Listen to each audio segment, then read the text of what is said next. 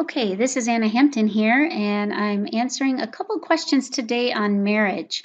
The first question is, what happens when one of the spouses has been more greatly impacted than the other spouse by cumulative stress rather than a singular event?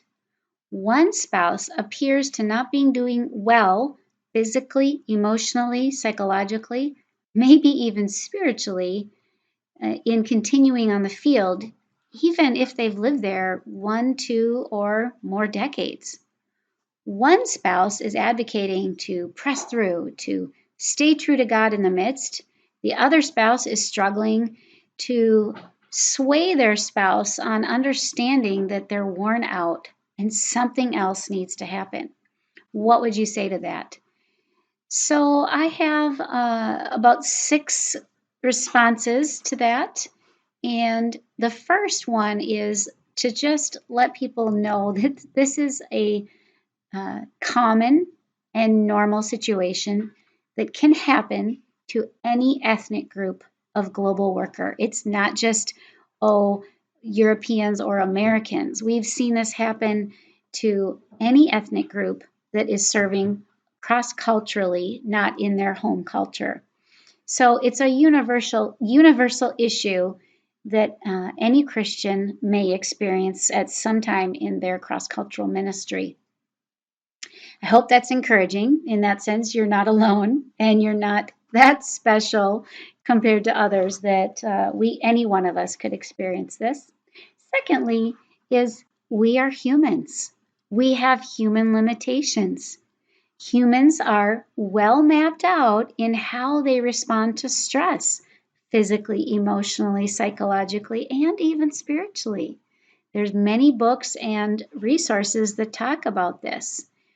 There are some great stress assessments that you could take, like the Cerny Smith stress assessment. I'll put the link on my blog post. The Headington Institute describes what stress can do to us in many of these categories. I would say the mistake that people commonly make is when some new stressor is added to us, in this case, the COVID-19 stressor. There's xenophobia attacks or worries or threats that we now have on the field. And we've added a new stressor to what we're already doing. And when we do that, without limiting some of our stressors in other areas, it can move us closer to burnout or closer to not doing well in some of these areas. So just recognize that when we add a stressor, something we can't control, like the COVID-19 stress, we need to acknowledge that and allow for some more margin in our lives. We have these human limitations, and as I said, it's well mapped out.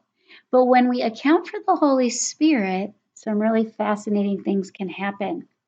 I firmly believe that if we're in a situation where we're struggling and the Holy Spirit wants us to stay and press through, I have seen him and I trust him that he will be very clear and speak to us and say, this is something I'm calling you to do. I have something for you in this. So I do want to acknowledge the Holy Spirit's role in that. But I want to be very cautious and be very careful to be the spouse that says, oh, we just need to stay true to God in the midst and press on. That could be taken as spiritual abuse because very commonly the spouse who is struggling is staying true to God. But they're struggling. So what this implies is that withdrawing or making a change to take some of the pressure off would be not staying true to God. And that's not the message I think that the spouse wants to send. So we want to be careful with what we might be saying in that. Because when we add in the Holy Spirit, we're really saying, what does it mean to work out my salvation in this situation? And Jesus tells us that when we follow him, he said, his yoke is easy and his burden is light. And so I want to ask the worker who's struggling, have you taken on a burden that he has not asked you to take on? And that's causing you to not do well physically, emotionally, psychologically, and maybe spiritually. But maybe both spouses need to be working together to say, Where have we together taken something on, or where can one spouse alleviate the burden of the other in the situation and help them to be able to have the space they need to heal, to recover, and to begin to do better again. But fourthly, we have a calling. If we're in a marriage, we have two callings. We have a calling to marriage and a calling to ministry. And all too often people will say, well, I need to have these in balance.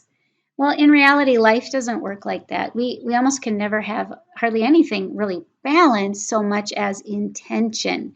It's two things we're called to that we want to maintain, somehow work out the tension on a daily, even hourly basis. And because it's a calling in our lives, what is He calling us to steward, or how is He calling us to steward right now in both of these situations? And He will be faithful to answer that question for us, no matter what our views on marriage. It doesn't really matter if you're complementarian or egalitarian. We have a calling, and what is He asking us to steward in our calling to our marriage and our ministry in this situation? And the fifth part of that is, what is our foundation? What is our foundation in ministry, right? Are we saying that to pull back from ministry or to make a change is a failure? Because that's making the ministry the foundation instead of saying, God is my foundation, and He will be faithful to lead me, to lead us in what He wants us to do in this ministry and in stewarding this marriage. And finally, worship. We want to be very careful not to be moralistic here and say, we need to do X, Y, Z, we need to do this to be worshiping Him. But instead, what is He inviting us to? What is He drawing us to worship Him in our marriage situation and in our cross-cultural ministry situation? What is He drawing us to worship His glory through this situation? And sometimes asking a simple question like this will unlock for somebody or for a married couple really what He's saying to them together. And if we can help people hear the Lord's voice, they will hear better what it is that He wants for both of them to help the struggling spouse.